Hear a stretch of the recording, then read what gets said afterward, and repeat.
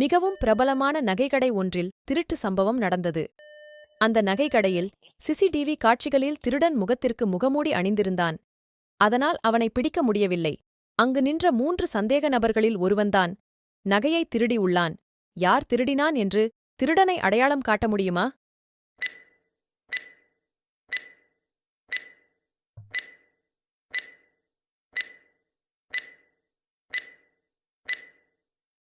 இரண்டாவதாக உள்ளவன்தான் திருடி உள்ளான். திருடனுக்கு மணிக்கட்டில் ஒரு நட்சத்திரம் குறி இருந்தது. இரண்டாவதாக உள்ள மனிதனுக்கும் அதே மாதிரி நட்சத்திரம் குறி இருந்தது. ஆகவே இவன்தான் திருடன்.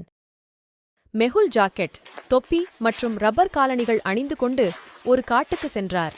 அங்கே ஒரு பழைய அரண்மனையை கண்டார். அவர் அரண்மனை உள்ளே சென்றார். அரண்மனை முழுவதும் சுற்றி பார்த்து கொண்டிருந்தார். அவர் அங்கே 3 கதவுகளை கண்டார். முதலாவது கதவில் அதிக வெப்பம் காணப்பட்டது. இரண்டாவது கதவில் ஆழமான கிணறு காணப்பட்டது. மூன்றாவது கதவில் அதிகமான மின்சாரம் காணப்பட்டது. மெஹுல் மேலே செல்ல எந்த கதவை தீர்மானிக்க வேண்டும் என்பதை நீங்கள் தேர்வு செய்யுங்கள்.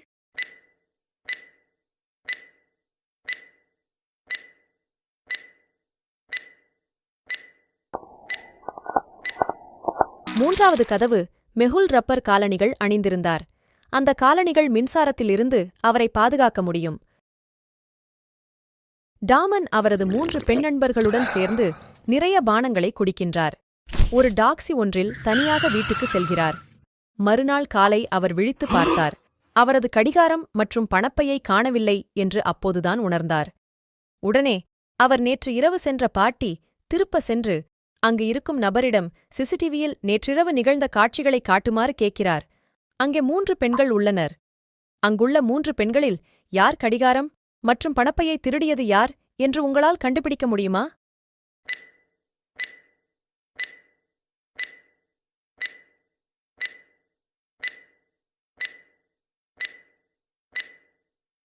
பி பெண்ணின் உதட்டு சாயமும் டாமனின் சட்டை உதட்டு சாயமும் ஒத்துள்ளது. எனவே பி பெண்தான் திருடியுள்ளாள்.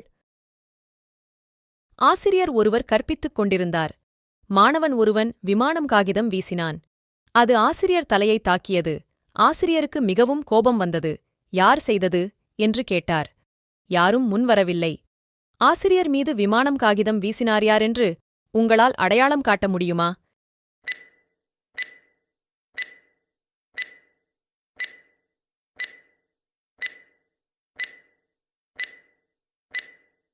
விடை 4வது சிறுவன். புத்தகத்தின் காகிதத்தின் நிறம் சிவப்பு, விமானம் நிறத்துடன் பொருந்துகிறது. 4வது சிறுவனே விமான காகிதத்தை வீசினான். மெஹுல் விடுமுறை கழிக்க கடற்கரை செல்ல முடிவு எடுத்தார். ஆன்லைனில் சில கடற்கரைகள் பார்க்க ஆரம்பித்தான். அதில் ஒரு கடற்கரையின் படம் மிகவும் அழகாக இருந்தது. அது உண்மையானதா அல்லது போலியானதா என கண்டுபிடியுங்கள்.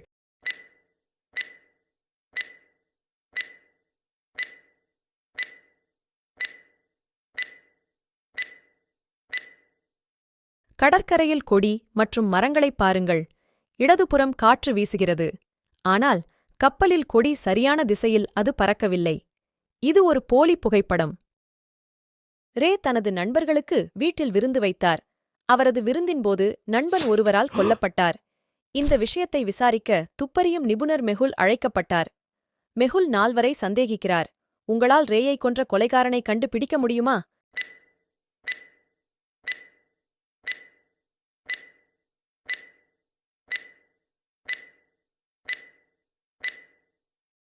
ராயன்தான் கொலைகாரன். ராயும் ரியனும் சண்டை பிடித்தனர்.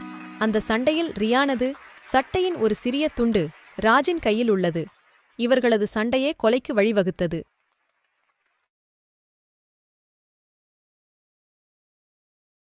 கார் ஒன்று சாலையில் விபத்துக்கு உள்ளாகிறது. நீங்கள் கவனமாக இந்த படத்தினை பார்த்து விபத்தா அல்லது கொலையா என்று கண்டுபிடியுங்கள்.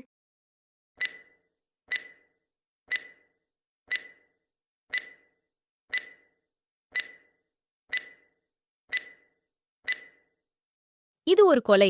இந்த இளைஞன் ஊனமுற்றவன். அவருக்கு கார் ஓட்டவும் கடினமாக இருக்கும். மேலும் அவரது இடது கை முறிந்துள்ளது. அத்துடன் காரின் சாவி அவரிடமே உள்ளது. ரோஹனின் மகன் நீண்ட காலமாக காணவில்லை. நீண்ட கால வேட்டைக்குப் பிறகு போலீஸ் 4 குழந்தைகளைக் கண்டுபிடித்தார்கள். 4 குழந்தைகளில் யார் ரோஹனின் மகன் எனக் உங்களால் கண்டுபிடிக்க முடியுமா?